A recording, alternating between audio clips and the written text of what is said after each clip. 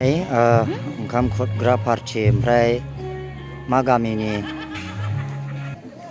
नाय गोदान नुदों आं बिथांमोनाखौ केटेरेन ग्रुपनिफ्राय ओमफ्राय नै माथो जोंना बाहागिखौसो लोगो मोनफैबाय।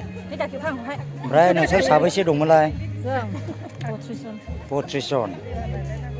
रायलायनांगौ सोलायजाव रायलायनांगौ आं रायलाया खिथानांगौसो नै बेखौ साबसिनै मोजां मोनो नालाय आङो ओमफ्राय बेखौ बांसिन खेबबाय आरो नाय ओरैहाय नानिमोन ओमफ्राय मा गामिनिमोनलाय नानिमोना? जोङो गामि द'थामनि दङ जों गामि द'थाम थुक्राझार ओमफ्राय चिरांखुंगुरि माबा मावफार लागाय गाथाय दंलाबायजोबो। आच्छा जिखिजाया गामि द'थामालाय चिरांखुंगुरि थुक्राझार माबा मावफारा आइदुब्रि लगाय लथाय ना लिंहरबाव लिंहरनांगौ लिंहर डाइनिंआव माबोरै लांनांगौ माबोरै जाहोहैनांगौ बेखौ एसे दायथ' लादो। मिनिबावलाय एसे मिनिबाव दे।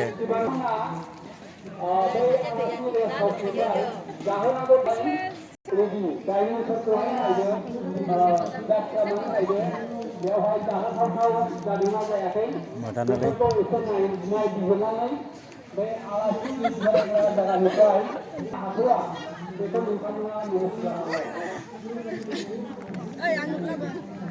साहा लोंदो साहा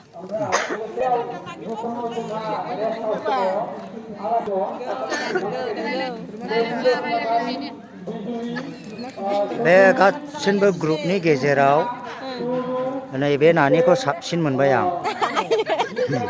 थेंक इउ दे मोजांखा साफा साफा ओमफ्राय फेसबुकआवबो एसे नुनायसो मोनलाय लांदों आं मालाबा। दङ दा मारगौसो दे नुखादों आङो। ओइथ' आं बुंथारखानायसैमोन फल' खालामना हो नैबे नानिनि सस्मिता बसुमतारी फेसबुक पेज दङ आं नायबाय थायो बिराद मोजां मोनो आङो। आरो फेसबुकनि लोगोफोर सनाफोर जोंनि ग्रुपखौ लेंहरनो हागोन हाबायाव ओंखाम खुरनो थांखायो गोजानबाबो। ओमफ्राय फेसबुकनिखौल' सना होनबाय आंखौ होनाखिसै दे आदा सना दे ओरैहाय ओमफ्राय आब'मोनहाबो नै मा गामि आब'मोनहा?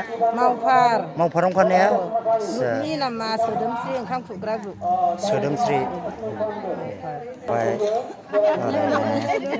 नानि दङ नै नानिखौथ' लोगो मोनबाय थाखायो आङो।